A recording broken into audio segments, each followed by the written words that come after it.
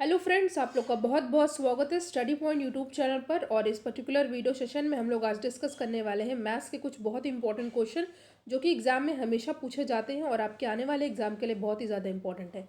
Maths का ये part 6 है। इससे पहले पार्ट 1 से लेकर 5 तक की वीडियो चैनल पर ऑलरेडी अपलोडेड है। अगर आपने अभी तक उनको नहीं देखा है तो उनको ज़रूर देखिए, क्योंकि उसमें बहुत ही इंपॉर्टेंट क्वेश्चन को डिस्कस किया गया है। तो चलिए हम लोग अपना आज का डिस्कशन स्टार्ट करते हैं। डिस्कशन को स्टार्ट करने से पहले वीडियो को आप लोग लाइक एंड शेयर ज़रूर कीजिएगा। इंपॉर्टेंट क्वेश्चन है पहला, जैसे कि आप स्क्रीन पर देख रहे हैं। एक रकम साधारण ब्याज में 2 वर्षों में 2240 रुपये बनती है और 5 वर्षों में 2600 रुपये बनती है, तो रकम क्या है। ठीक है, आपको प्रिंसिपल अमाउंट नहीं दिया गया है, आपको ये बता दिया गया कि 2 वर्षों में वो कितना ब्याज हो जाकर टोटल हो जा रहा है 2240, और 5 वर्षों में कितना हो जा रहा है 2600। ठीक है, आपको वो रकम बताना है। देखिए, मैथ्स के क्वेश्चन को सॉल्व करने से पहले सबसे पहले आपको ध्यान देना होता है कि कौन कौन सी वैल्यू आपको दे रखी है। जैसा कि आप क्वेश्चन में दे लिए कि 2 वर्षों में 2240 हो रहा है, 5 वर्षों में 2600 हो रहा है। तो स्टार्टिंग में रकम कितनी थी, आपके सामने 4 ऑप्शन दिया हुआ है। तो चलिए हम लोग उसको सॉल्व करते हैं। देखिए, 2 वर्षों में कितना हो रहा है, 2 वर्षों में हो रहा है 2240। ठीक है, 5 वर्षों में कितना हो रहा है, 5 वर्षों में हो रहा है 2600। ठीक है, देखिए वर्ष कितना बढ़ रहा है, 2 से 5, यानी कि 3 वर्ष में ये बढ़ रहा है।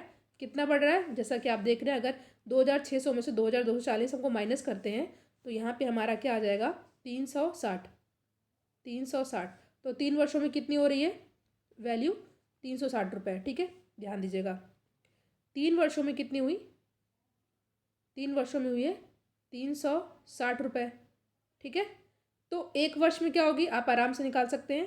360 को 3 से डिवाइड देंगे, भाग देंगे, तो क्या आ जाएगा 120। ठीक है, 3 वर्ष में है 360, 1 वर्षों में है 120, तो 2 वर्षों में वैल्यू कितनी हो जाएगी, 2 वर्षों में हो जाएगी 120 में 2 से मल्टीप्लाई करेंगे तो क्या हो जाएगा, 2 वर्षों में क्या हो जाएगा 240 रुपये। आई होप इतना आपको समझ में आ गया होगा। ठीक है, अब आप यहाँ पे ध्यान से दीजिए, क्वेश्चन को ध्यान दीजिए। एक रकम साधारण ब्याज में 2 वर्षों में 2240 हो रही है, यानी कि इंटरेस्ट कितना आ रहा है 2 वर्षों का 240। तो अगर हम लोग 2240 में से 240 को माइनस कर देते हैं तो हमारा क्या वैल्यू आ जाएगा 2000। ठीक है, और यही है हमारा आंसर। क्योंकि मैं आपको यहाँ पे समझा रही हूँ तो आपको टाइम लग रहा है, बट जब ये क्वेश्चन एग्जाम में आएगा तो आप इसको 5 से 6 सेकंड में तुरंत कर लेंगे। तो जैसा कि आप देख रहे हैं 2000 रकम या 2000 रुपये किस में आ रही है, ऑप्शन बी में। ठीक है, क्या करना है आपको, बस जितना इंटरेस्ट बढ़ रहा है उस इंटरेस्ट के हिसाब से आपको 1 वर्ष 2 वर्ष 3 वर्ष या जितने वर्ष की वैल्यू निकालनी है निकाल सकते हैं। ठीक है, तो यहाँ पे ऑप्शन बी हो जाएगा करेक्ट आंसर। अगर आपको क्वेश्चन समझ में आ गया तो आप लोग कमेंट बॉक्स में ज़रूर बताया करिए कि आपको क्वेश्चन में समझ आ गया है, और वीडियो को शेयर ज़रूर कीजिएगा जैसा कि आप करते आए हैं, और लाइक भी ज़रूर कीजिए। अगर कोई डाउट हो तो ज़रूर पूछिएगा आप। तो हम लोग अब नेक्स्ट क्वेश्चन पर आते हैं, ध्यान दीजिएगा। ये क्वेश्चन ही बहुत इंपॉर्टेंट है, उसको मैंने आपको कई बार बताया है। देखिए, नॉर्मल मेथड से करेंगे तो आपको 4 से 5 मिनट लग जाएगा, बट यहाँ पे हम जो सॉल्व करने वाले हैं ट्रिक के माध्यम से। ठीक है, चलिए आपको एक फॉर्मूला इंपॉर्टेंट बताऊंगी जिसको आपको अच्छे से याद कर लेना है। ये फॉर्मूला इस तरह के क्वेश्चन में हमेशा के लिए एप्लीकेबल हो जाएगा। क्वेश्चन क्या है, जल और दूध के एक मिश्रण का आयतन 40 लीटर है। यहाँ बात हो रही वाटर एंड मिल्क। ठीक है, इनके मिक्सचर का आयतन कितना है, वॉल्यूम कितना, 40 लीटर, यानी कि टोटल कितना दे रखा है 40 लीटर। ठीक है, इसमें 10% क्या है, जल है। ओके, इस मिश्रण में और कितना पानी मिलाया जाए जिससे कि नए मिश्रण में जल 20% हो जाए। जल का ही यहाँ पे दिया हुआ है। ठीक है, तो आसान है क्वेश्चन। फिर से हम लोग क्वेश्चन को पढ़ते हैं, ध्यान दीजिएगा। जल और दूध के एक मिश्रण का आयतन 40 लीटर है, इसमें 10% जल है, और इस मिश्रण में कितना पानी और मिलाया जाए कि जो 10 है ना ये 20% हो जाए। जैसा कि आप देख रहे हैं टोटल कितना है 40 लीटर। ठीक है, ये है वाटर कितना है इसमें 10%, परसेंट की बात हो रही है, इसमें वैल्यू नहीं दिया है। ठीक है, और कितना इंक्रीज़ करना है आपको क्वेश्चन में, 10 से 20 होना है। ठीक है, ध्यान दीजिएगा, 10% से 20% जाना है, यानी कि 10% की बढ़ोतरी करनी है। ठीक है, ध्यान दिया आपने, 10% की बढ़ोतरी करनी है, वृद्धि हो रही है। तो फॉर्मूला क्या होगा, फॉर्मूला क्या होगा निकालने का, ध्यान दीजिएगा। टोटल टोटल कितना दे रखा है 40 लीटर, मल्टीप्लाई बाय ठीक है। वृद्धि कितनी हो रही है, मैंने बताया कि 10 से 20 जा रहा है, तो वृद्धि तो 10 की हुई, 10 यहाँ पे अपॉन 100 माइनस नया मिश्रण। नया मिश्रण यहाँ पे कितना दिख रहा है, फॉर्मूला नया मिश्रण, ठीक है, नया मिश्रण। तो नया मिश्रण कितना हो जाए 20, यानी कि 100 माइनस 20। फिर से देखिए, टोटल यानी कि 40, वृद्धि कितनी हो रही है 10% की। 100 में से टोटल 100 होता है, 100 में से कितना माइनस कर देना है आपको, नया मिश्रण जो कि 20 हो जाए। तो 40 गुणे 10 अपॉन 100 से 20 जाएगा 80। काटा पीटी आप करेंगे तो आपका आंसर यहाँ पे आ जाएगा, कितना आएगा 40 गुणे 10 अपॉन 80, ठीक है।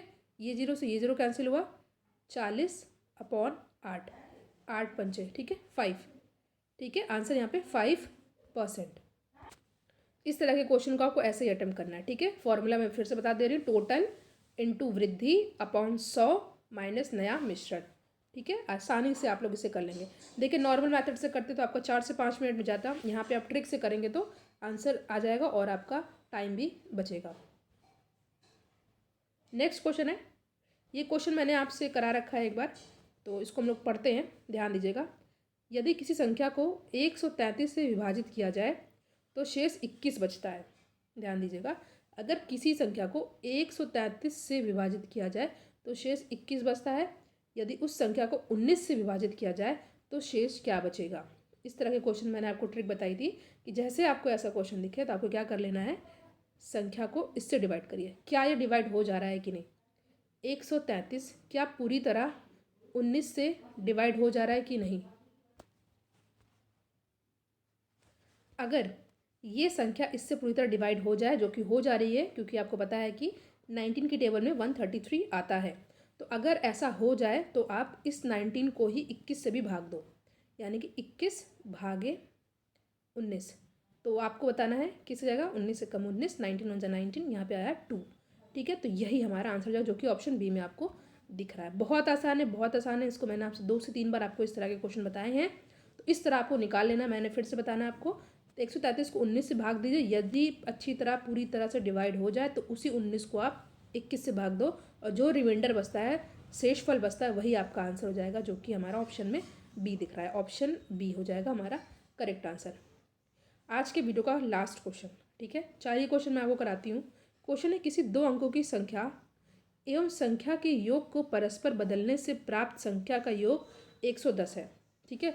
तो संख्या ज्ञात कीजिए। इस तरह के क्वेश्चन को हम लोग ट्रिक से करेंगे, और एक और मेथड बताऊंगी आपको, इसको ऑप्शन के गो थ्रू ऑप्शन मेथड से हम लोग उसको सॉल्व करेंगे।